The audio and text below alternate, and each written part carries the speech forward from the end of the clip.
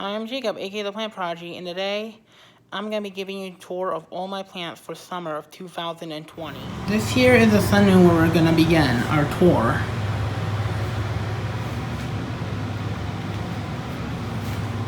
Starting with these telegraph plants here, or dancing plants. These are really cool because they actually move in heat. Let me see if I can get a close-up. Sorry if this is a little long. Sorry about this if you don't see anything. Oh, there's one.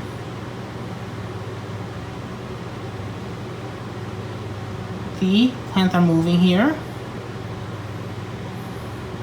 Pretty cool plant. I got the seeds for this at California Carnivore, so I'd check out their website if they're still available. Here's where some sundews die, but there are some new sundews growing in there, so I'm keeping it.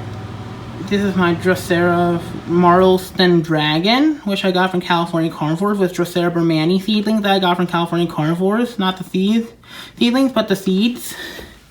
I got them from California Carnivores at the same time as my telegraph plant, and they finally sprouted after all these months. Drosera Sporpoides, which I also got from California Carnivores. A Begonia Rex I got from Loge, and a lollipop plant I got from Loge's. Like, not me, like my dad's cousin actually got it for me. Some succulents down here. Haworthia Cooperii, donkey ears. And the succulent plant I have here with an air plant that's just tagging along in it. A really dead Marantha that I need to get rid of. That was a cutting that died. Oxalis triangularis.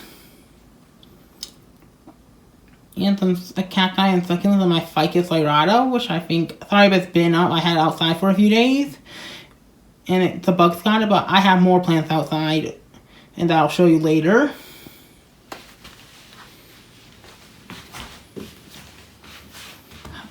This is a crown of thorns peppermint candy, Euphorbia millii peppermint candy.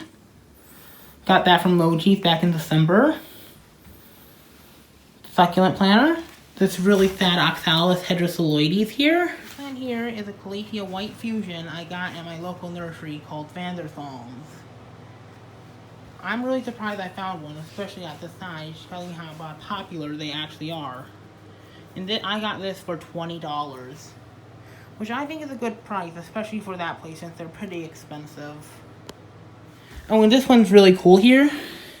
This one's actually a clone of a plant that grows in the White House. The White House ivy, the White House Swedish ivy that grows in the Oval Office. So basically, one of my dad's employees also works for the president of my local university. And he got a cutting from Bill Clinton back in the 90s, and he gave my dad's employee a few cuttings, and she gave me one of them. And it's doing really good.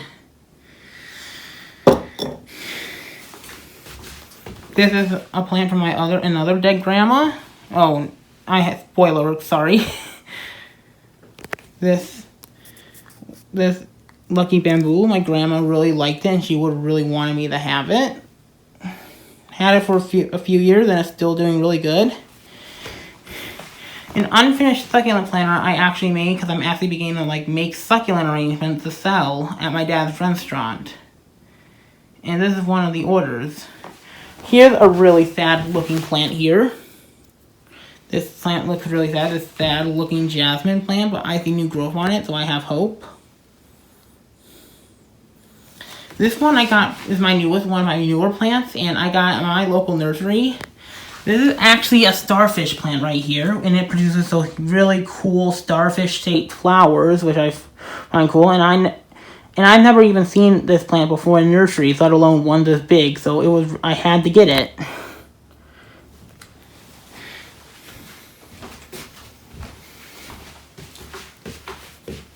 Here is some plants I potted up individually for my mom's friend.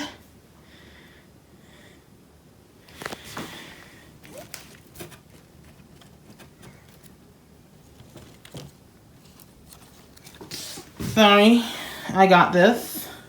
Just have to check on it. One of these was a popo she wanted me to pot up again. Sorry about that again. Here are my mom plants, which don't really have need a lot of explanation here.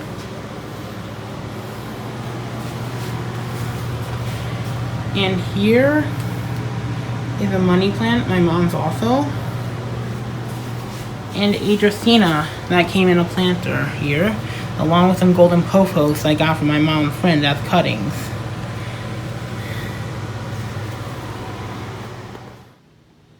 This is outside on the deck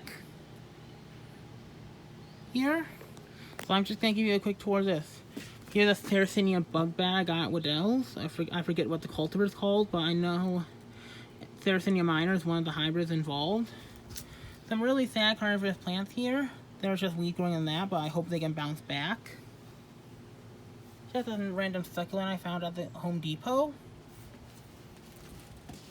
And here's Angel's Trumpet and a croton that was really sickly that I'm trying to recover. And here are two plants that are actually in quarantine because they had spider mites on them.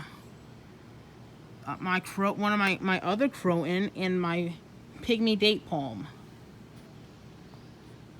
Here. So I'm just trying to spray them down as often as possible, and I'm probably going to leave them out here for the rest of the summer. This here are all the plants that I keep outside. Sorry if it's really messy here, but I think that the plants here like it because of the shade and dappled shade here. So let's start. Here's my Miranda pitcher plant I have. It's still doing good, even though I haven't really produced any pictures, except for one that died a long time ago. But I think I see new pictures beginning to form right here, for example. Don't know how it's still red, even though it's in shade. Here's my Monstera that fell over like it's getting too big. I'm going to need to stake it more soon. My Ficus elastica. Got this out of one of my planters that I transplanted into this, and it's doing really, really good. Like, look at the size of these new leaves here. Bigger than my hand, actually. And look at the size of these new, small, older leaves here. So I think it's doing really good. Here's a sickly parlor palm that I'm having recover here. A ZZ plant and an orchid cactus that I'm hoping will recover. Here's a new plant I got back in May. It's Nepenthes sibuensis patches cross truncata giant. Got it from Carnivoro, if I pronounced that right, in Austin, Texas. And it's supposed to be huge pictures, and the juvenile pictures are actually pretty big. But there's another one forming right here. Here's my vanilla orchid, that vine right there. Looking really good. It's doing better than I thought it would under my care. And here's my Nepenthes ventrata that I've always had, that I had for almost 3 years now. And not so good Nepenthes Lady Luck right there. A Christmas cactus right there. No, I think that's actually a Thanksgiving cactus. A sickly parlor palm. A Fuchs rattlesnake calathea.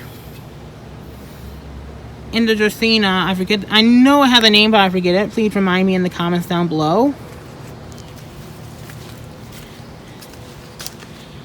Here's a Hoya carrii that's beginning to revert a little. I don't know why, but hopefully it can bounce back. But this leaf here looks pretty good, even though it's not that variegated. There was one here, but a storm knocked it over, so. But the new growth is still there. My Calathea, I forget what this species is called, but it's called, Calathea sabronica. Really cool plant, has slight velveted touch. But not as soft as this plant here, Calathea rubifolia, if I pronounce that right. Sorry, just stutter a lot. It actually has really soft leaves, which is why it's called the furry feather Calathea.